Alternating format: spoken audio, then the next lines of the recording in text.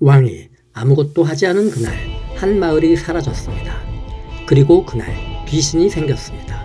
그 이름은 팔척귀. 조선의 왕은 피난을 택했습니다. 하지만 그가 피한 것은 오랑캐가 아니라 자신이 만들어낸 피의 진실이었습니다. 이 영상은 단 하나의 책 광화문집에 적힌 기록을 따라 조선 왕실이 만든 귀신 팔척귀의 기원을 파헤칩니다. 그리고 그 귀신이 지금 왕실의 숨통을 조여오고 있습니다. 영상 시작 전에 구독과 좋아요, 알림 설정 한 번씩 눌러주시면 팔척귀의 다음 진실도 함께 밝혀나갈 수 있습니다. 조선 연종 12년 북방 오랑캐의 침공으로 왕은 남하를 결심합니다. 그가 숨은 곳은 지도의 끝 용담골. 하지만 그곳 역시 이미 무너진 마을이었습니다. 오랑캐는 부녀자들을 끌어내었고 아기까지 모조리 죽이거나 유린했으며 살아남은 여자들은 스스로 바다에 몸을 던지게 되었습니다. 왕은 이를 알고 있었습니다. 하지만 아무 말도 그 어떠한 조치도 취할 수 없었습니다. 그는 군을 움직이지 않았고 백성의 절규를 외면한 채 그저 숨기만 했습니다. 연종대왕이 당시 용담골에서 오랑캐의 만행을 보고도 아무것도 하지 못했던 이유는 명확합니다. 그의 군세는 턱없이 부족했고 전쟁 초기 국경이 무너지며 수만 병력이 손실된 상황.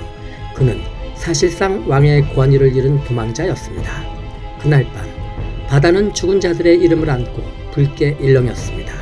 그리고 그 속에서 귀신이 태어났습니다.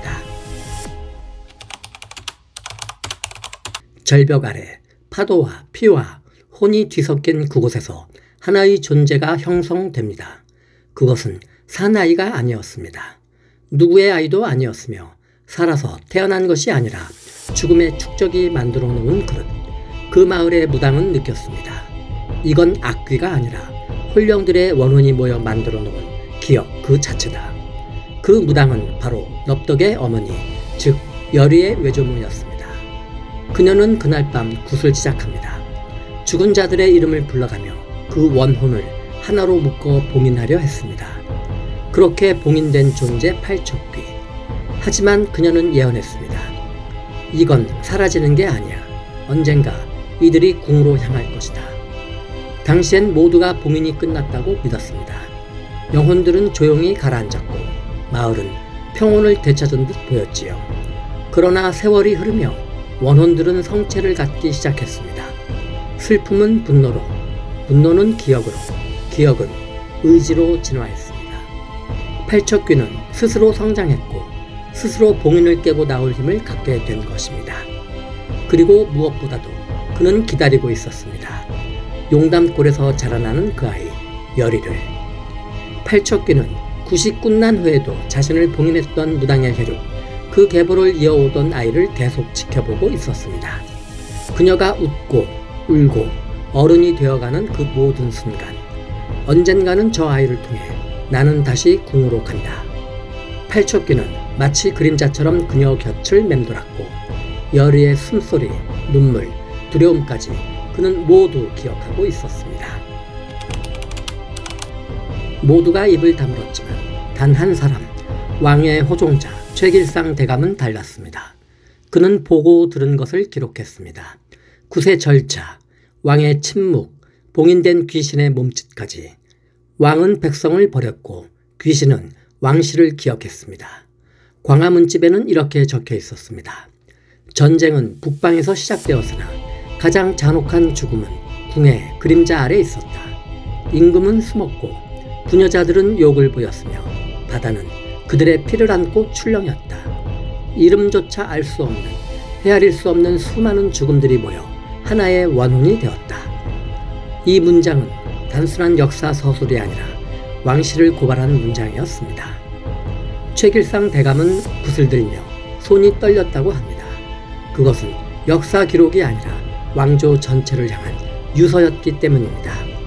그래서 광화문집은 멸문지서가 되었고 최원우 가문은 그 책이 세상에 드러나는 걸 가장 두려워하게 된 것입니다.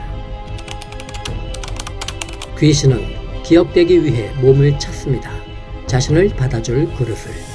팔척귀가 택한 그릇은 여리. 13년 전 팔척귀의 봉인이 다시 꿈틀대던 그날, 그녀는 궁에서 유일하게 살아남은 아이가 되었습니다. 그녀는 기억하지 못했지만 귀신은 그녀를 기억했습니다. 그 아이가 돌아오면 봉인은 다시 열린다.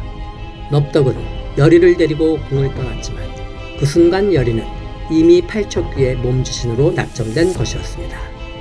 윤갑의 죽음은 시작에 불과했습니다. 그의 혼을 점유하는 여리를 다시 궁으로 부르는 것, 그것이 팔척귀의 첫 계획이었습니다. 그러나 강철은 이 계획에 없었습니다. 팔척귀는 강철의 등장을 예상하지 못했고 그로 인해 계획은 어긋나기 시작합니다. 광안문집은 다시 열렸고 왕은 그 기록 속에서 선대 왕들과 자신이 침묵한 그날을 마주하게 됩니다. 강철은 말합니다.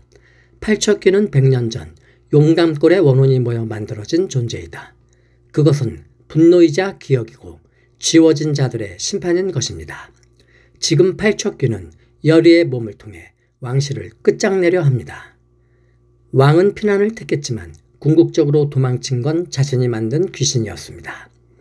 팔척귀는 왕이 만든 죄의 혼령이자 왕조의 가장 어두운 기억입니다.